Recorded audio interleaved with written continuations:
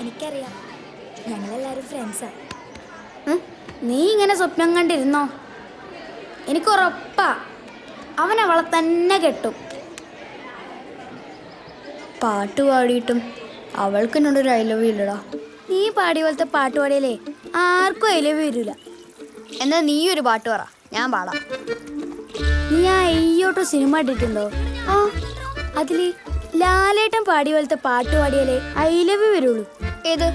ആ Meenakutty I love you അങ്ങനത്തെ പാട്ടോ? ആ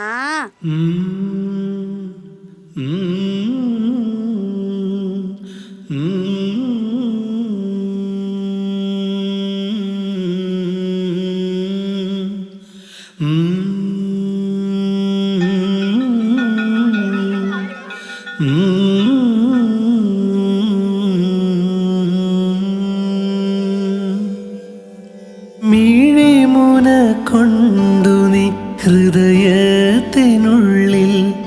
നിൻമുഖമന്നേ വരച്ചിരുന്നു.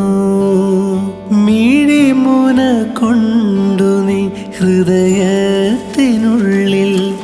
നിൻമുഖമന്നേ വരച്ചിരുന്നു. എൻ്റെ മനസ്സിൻ്റെ ഉള്ളിൽ നിറച്ചിരുന്നു. ഞാൻ ഇവിടെ ഇരിക്കായിരുന്നു. ഇവനേതാ? ഡാ ഒന്ന് കണ്ണടച്ചടാ.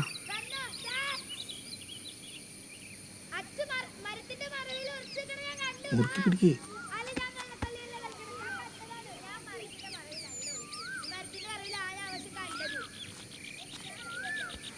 അങ്ങോട്ട് വാ.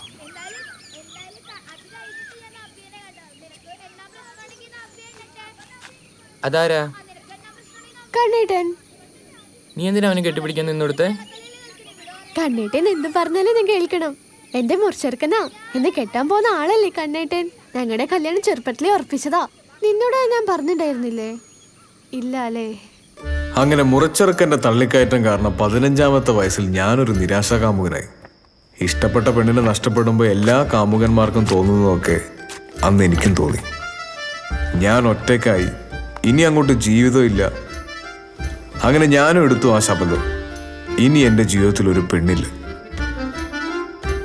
നമ്മുടെ സന്തോഷത്തിൻ്റെ താക്കോൽ ഒരിക്കലും മറ്റൊരാളുടെ കയ്യിലാവരുത്. അങ്ങനെയുള്ളവന് ഒരിക്കലും ജീവിതത്തിൽ രക്ഷപ്പെടാനാവില്ല. ഞാൻ പറഞ്ഞത് മനസ്സിലായോ നിനക്ക്? പലരുടെയും മന്ദാരം മുട്ടിടുന്നതും പൂക്കുന്നതും ഞാൻ കണ്ടു. അവരൊക്കെ സ്വന്തം സന്തോഷത്തിൻ്റെ താക്കോൽ മറ്റാരെയൊക്കെയോ ഏൽപ്പിച്ചു. അച്ചാച്ചൻ പറഞ്ഞ പോലെ എൻ്റെ സന്തോഷത്തിൻ്റെ താക്കോൽ എൻ്റെ കയ്യിൽ തന്നെ ഇരുന്നു. വട്ടത്തിൽ ചവിട്ടിയ നീളത്തിൽ ഓടുന്ന സൈക്കിള് പോലെ ജീവിതവും പോയിക്കൊണ്ടേയിരുന്നു.